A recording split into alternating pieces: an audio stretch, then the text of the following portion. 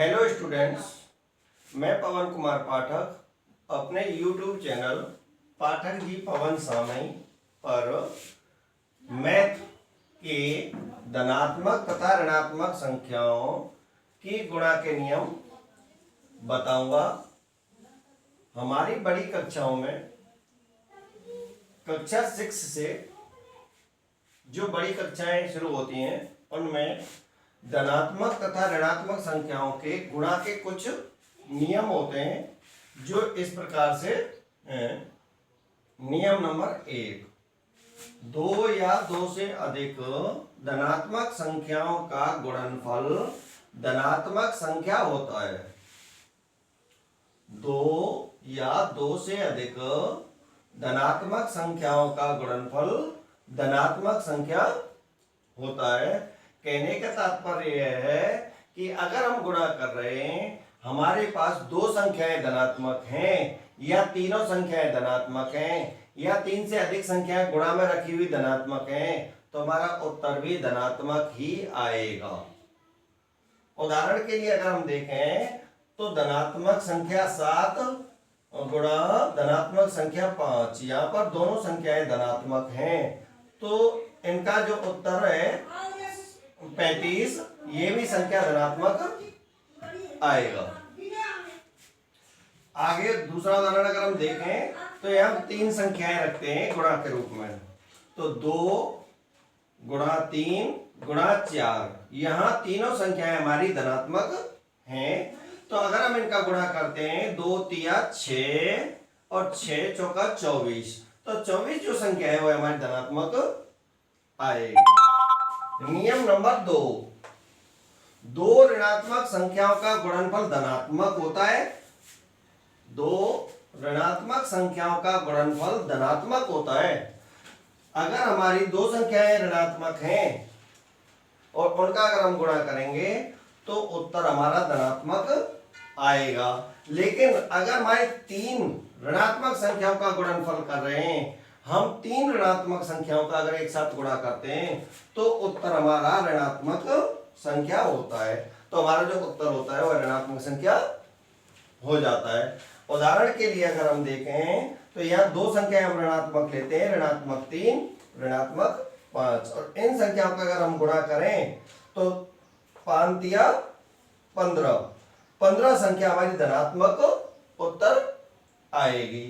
अब हम दूसरा उदाहरण अगर हम देखें कि 3 संख्याएं ऋणात्मक रखते हैं, ऋणात्मक 3 गुणा ऋणात्मक 2 गुणा ऋणात्मक 5, यहाँ पर हमारी तीनों संख्याएं ऋणात्मक हैं और हम इनका गुणा कर रहे हैं, तो 3 दूना 6 और 6 पंजो 30, 6 पंज 30 हमारा ऋणात्मक संख्या आएगा, क्योंकि यहाँ 2 ऋणात्मक संख्याएं धनात्मक हो जाती हैं और धनात्मक संख्या का गुणा अगर हम ऋणात्मक संख्या से करते हैं तो वह ऋणात्मक संख्या उत्तर देती है।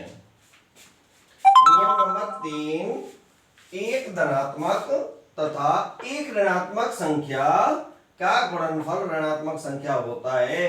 अगर हमारी गुणा करते समय एक संख्या तो धनात्मक है और दूसरी संख्या ऋणात्मक है, या पहली संख्या हमारी ऋणात्मक है और दूसरी संख्या हमारी धनात्मक है, दोनों संख्याओं में से अगर हमारी एक संख्या ऋणात्मक है और एक संख्या धनात्मक है तो गुणनफल करते समय ऋणात्मक संख्या उत्तर होती है।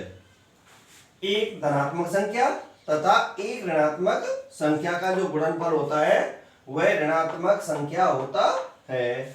उदाहरण के तौर पर अगर हम देखें तो एक संख्या ऋणात्मक ऋण 3 और दूसरी संख्या धनात्मक 5 का अगर हम गुणा करते हैं तो 5 तिया 15 हमारे एक संख्या ऋणात्मक है, अतः हमारा उत्तर भी ऋणात्मक आएगा, या ऋण 15 ऋणात्मक उत्तर हमें प्राप्त होता है।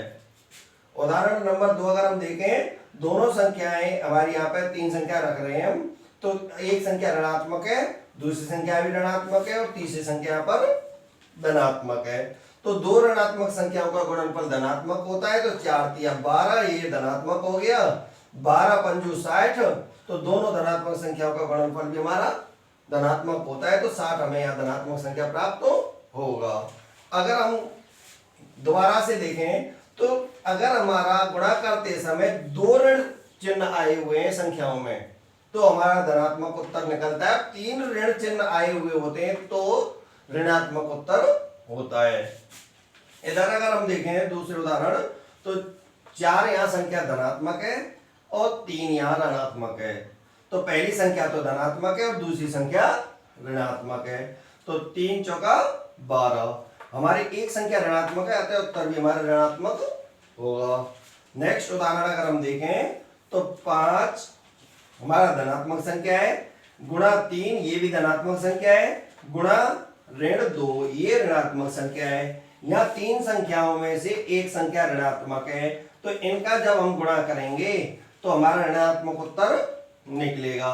तो 5 तिया 15, 15 दूना 30, 30 हमारा ऋणात्मक उत्तर आएगा। इस प्रकार से हमारे अगर ये चिन्ह नियमानुसार काम में लिए जाएं तो हमारे सवाल हल करने में बड़ी आसानी होती है। हमारा अगला वीडियो देखने के लिए भाग के नियम अगर तुम देखना चाहते हैं तो हमारे चैनल को सब्सक्राइब करें और लाइक करें ताकि हम अगली वीडियो आपको समय पर उपलब्ध करा सकें। राधे राधे।